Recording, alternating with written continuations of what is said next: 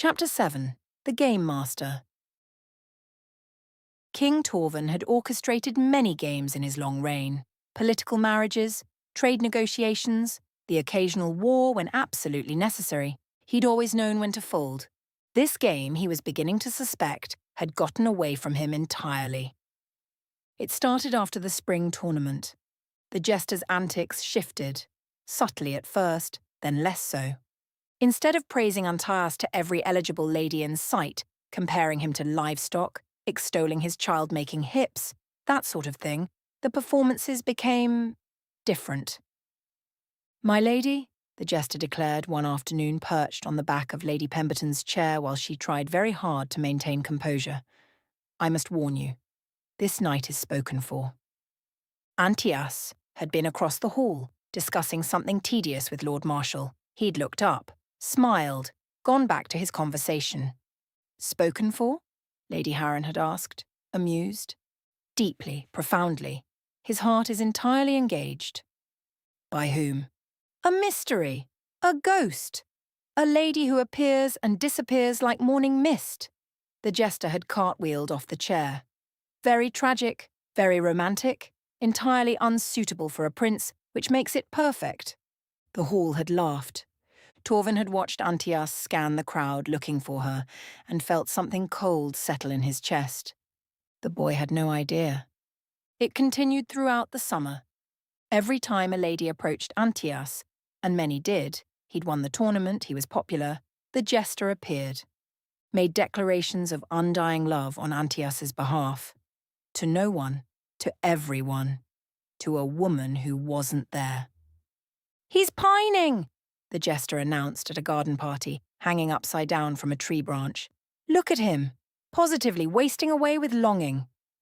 Antaeus, who looked perfectly healthy and had just eaten 3 pastries, had laughed along with everyone else. "She should put him out of his misery," Lady Ashford said. "She should, but she's cruel and mysterious and probably doesn't exist."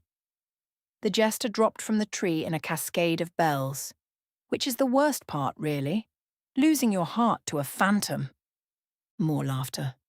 Torvin watched Antaeus smile, watched him look toward the gardens, toward the gate, toward anywhere she might appear. Watched the jester cartwheel away, bells chiming, and saw for just a moment the painted smile slip, saw something raw underneath. Midsummer came. Another tournament, smaller, 3 events again. Antaeus won. Second in archery this time. He had practiced diligently.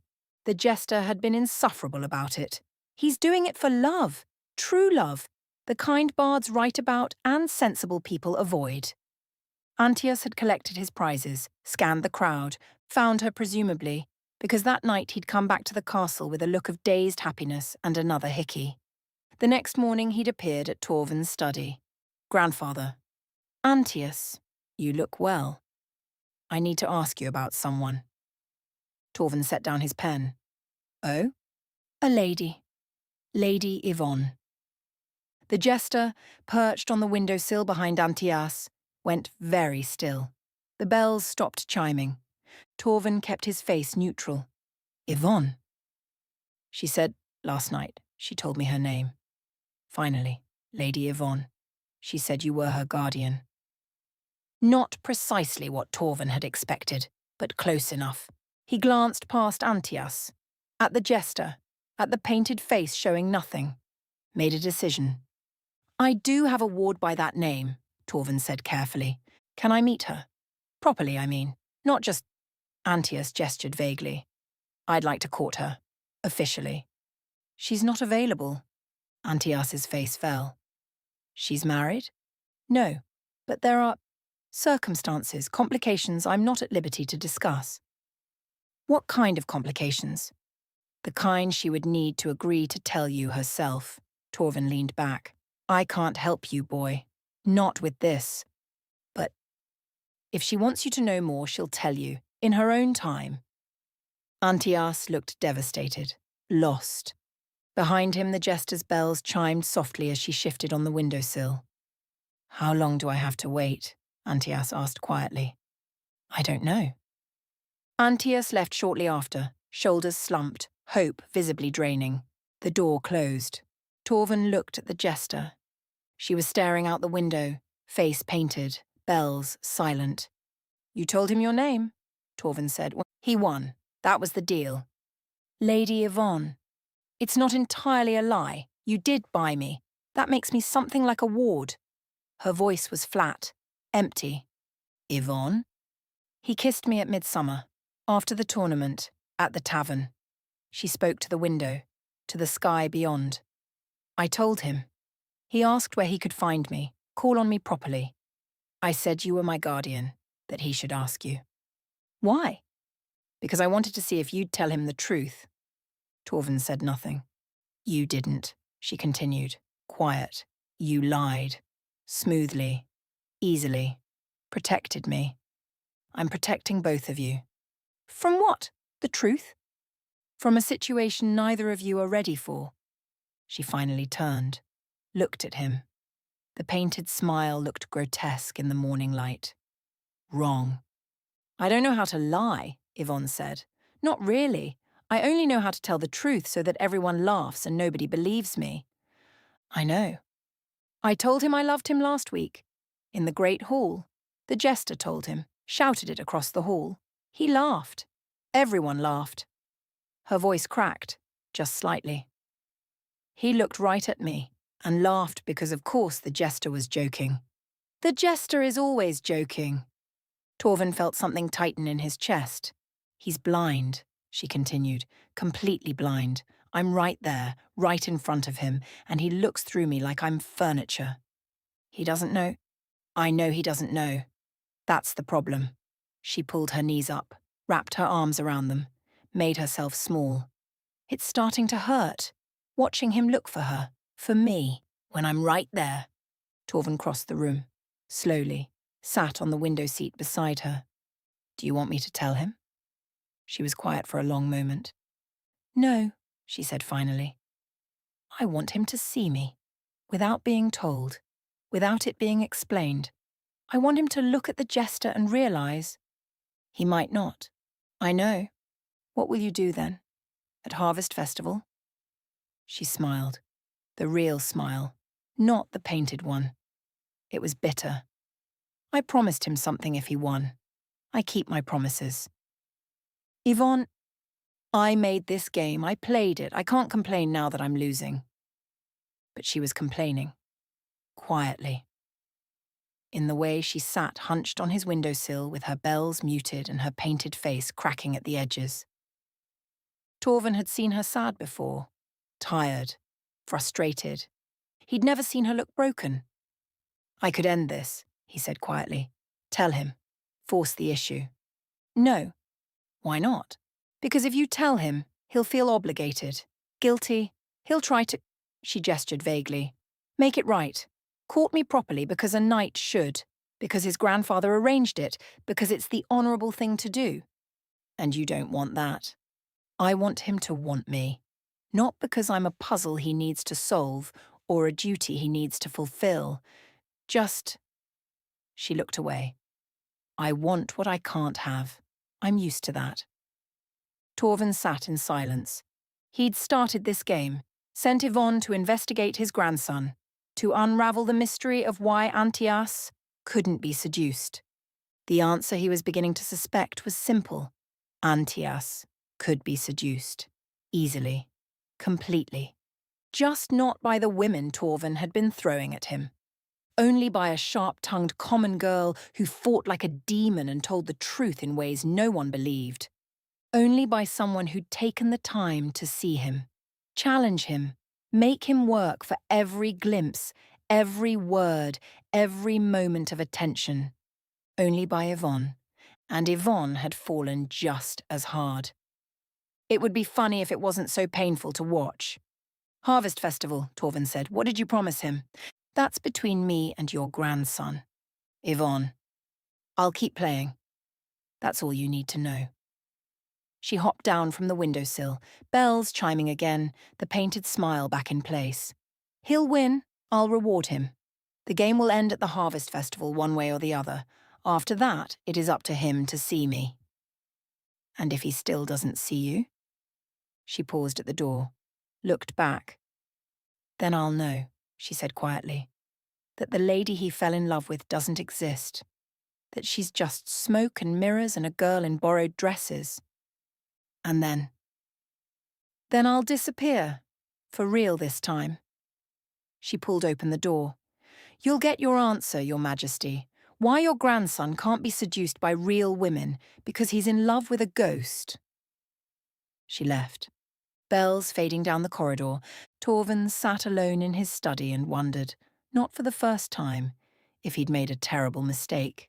He'd wanted information, wanted to understand his grandson, wanted to help. Instead, he'd set two people he cared about on a collision course with heartbreak. And the worst part, the truly worst part, was that he couldn't fix it. This game had gone too far, taken on its own momentum. These two would have to find their own ending. He just hoped when they did, there would be something left worth saving. Summer faded into autumn. Torvald watched Antias train with desperate focus, accept every challenge, win every fight. Watched him scan crowds constantly, looking for glimpses of a woman named Yvonne who appeared in borrowed dresses and disappeared like smoke. Watched the jester perform, make increasingly obvious declarations of love that everyone laughed at. Watched the painted smile grow more brittle with each passing week. Watched them orbit each other, one searching, one hiding in plain sight, and knew, with the certainty of age and experience, that this could only end spectacularly, badly, or perfectly. Perhaps both. Either way, it would be spectacular. The harvest festival arrived with golden leaves and cool winds and the scent of apples in the castle kitchens, and he knew something was about to give in, the tension between those two. Chapter 8. The Regret. Antias won. Of course he won. He'd trained like a man possessed all summer, every spare moment in the practice yard, every challenge accepted, every bet taken. For her. The Harvest Festival tournament was 3 days of proving himself worthy. Sword fighting, clean victory. Archery, a victory. Narrow one, but a victory regardless. Jousting, undefeated. The jester had been unbearable. He fights for love, true love, the devastating, all-consuming kind. Please form an orderly queue to have your hearts broken by his unavailability. Everyone laughed. Antias collected his prizes and went to the tavern. The Golden Stag was packed again. Celebration, victory, autumn harvest, and a tournament champion and too much wine flowing freely. Antias found a corner, accepted congratulations, drank, waited.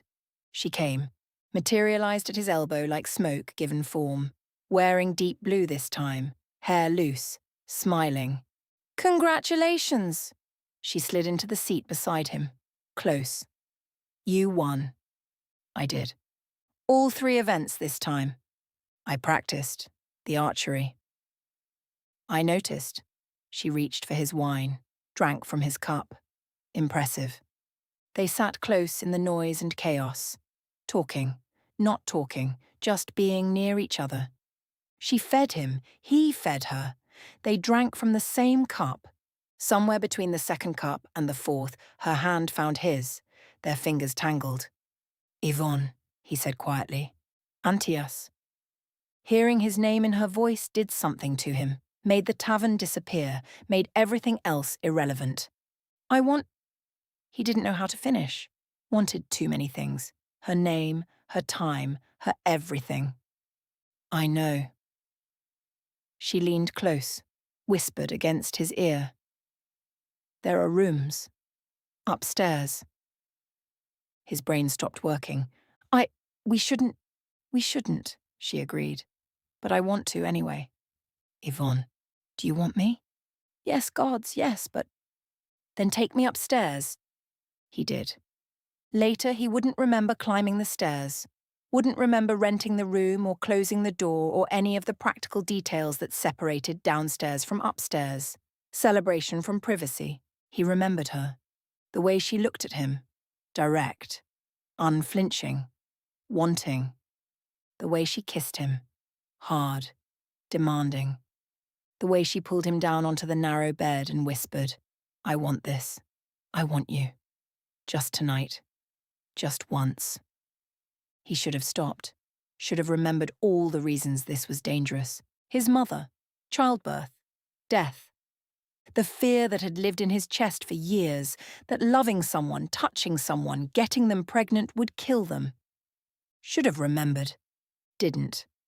The wine made him warm and reckless. Her hands on his skin made him forget everything except her. The way she gasped when he touched her. The way she said his name. They were both fumbling, awkward, inexperienced. Two people who knew the theory but not the practice, lost in each other trying to figure out how bodies fit together.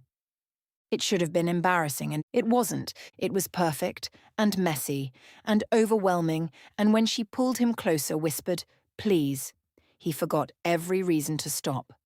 Forgot to be careful. Forgot to be afraid. Just wanted. Desperately. Completely. And she wanted back. For one night, that was enough.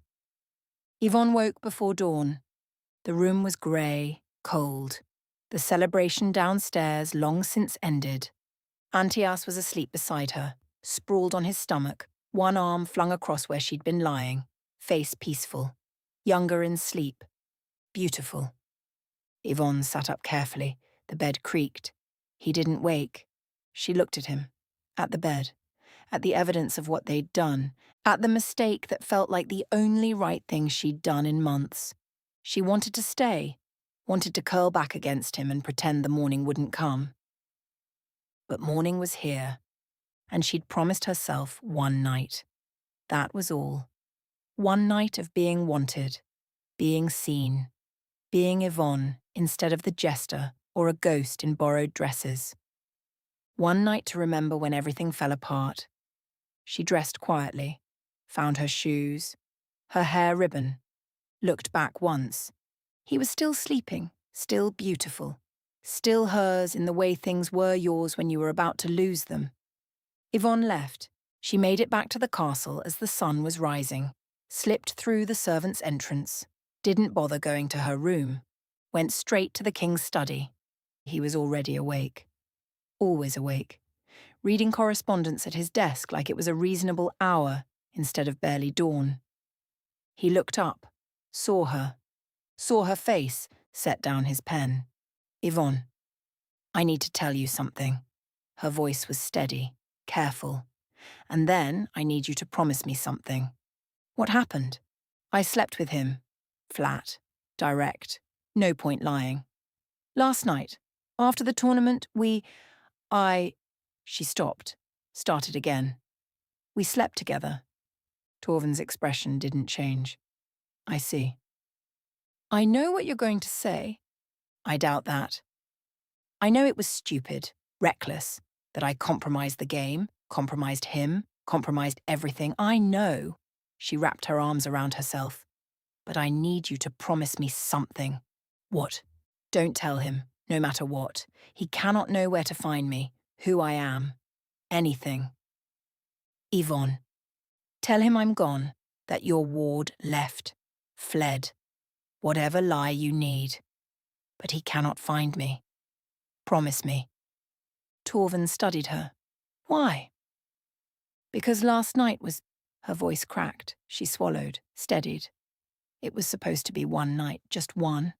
And now it's over. And I need it to stay over.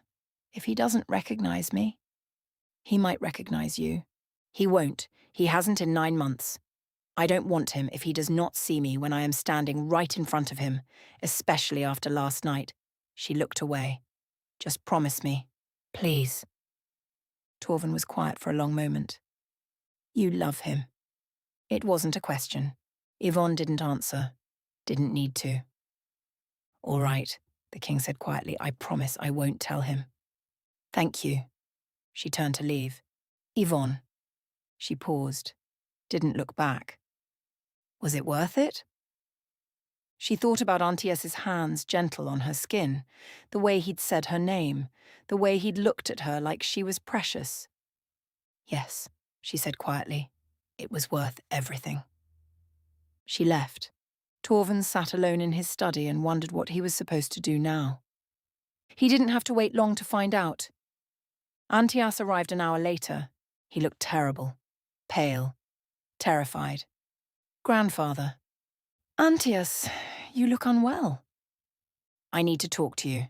He closed the door, leaned against it like he needed the support. About your ward. Lady Yvonne. Torvald's chest tightened. What about her? Last night, Antias stopped, dragged his hands through his hair. I made a terrible mistake. Did you?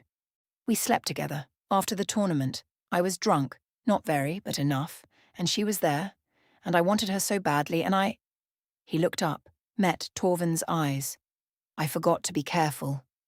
Careful how? Careful not to... Antias's voice broke.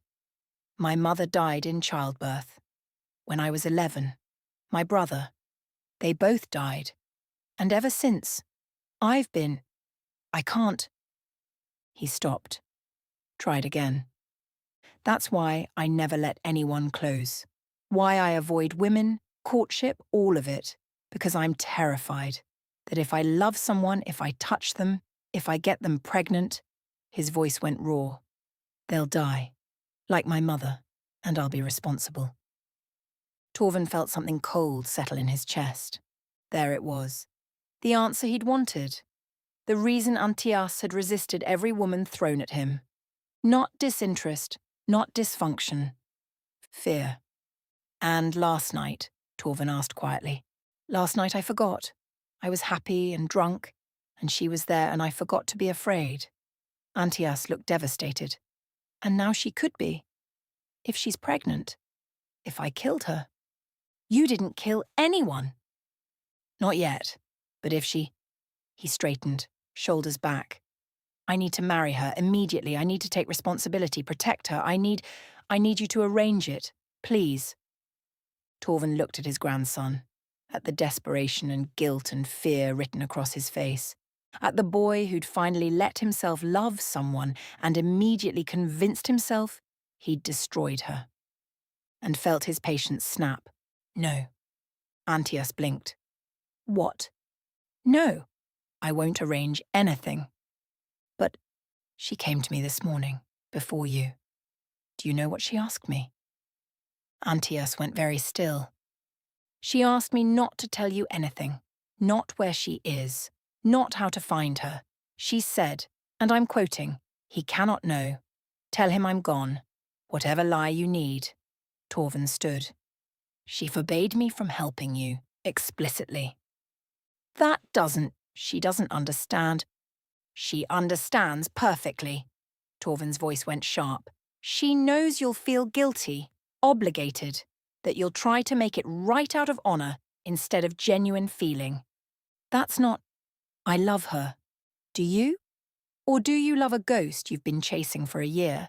A woman who appears in borrowed clothes and disappears like smoke? Torvald walked around the desk. You don't know her. You don't know who she really is, what she wants, what she needs. Then let me find out. Let me. My ward doesn't want to be found. Antias looked gutted. You will not see her again. I'll find her anyway, I'll search. You can search all you want. You won't find her. Torvald's voice went flat. Because you're a blind fool who wouldn't recognize her if she was standing right in front of you. Antias flinched like he'd been struck. Grandfather, get out! Please, out. Before I say something we'll both regret. Antias left, broken, devastated. The door closed behind him. Torvald stood in the silence. From the windowsill, bells chimed softly. The jester was there. Had been there the whole time. Sitting curled up on the ledge, painted face turned toward the window, bells quiet. Yvonne. Right there, in plain sight, and Antias hadn't looked. Not once. Not even when Torvald had practically told him. Blind fool, Torvald muttered, sat down heavily. Completely blind. The bells chimed again. Sad. Quiet. Yvonne didn't turn around. Torvald wondered if he'd been too harsh. if he should have told Antias, forced the issue. But the girl had been right there, bells tinkling, visible, and the boy hadn't even glanced at her. Being that stupid should be criminal. Torvin picked up his pen, tried to focus on correspondence, couldn't. On the windowsill, the jester's bells stayed silent, and the king sat in his study and wondered how long it would take for one of them to break entirely. Probably not long.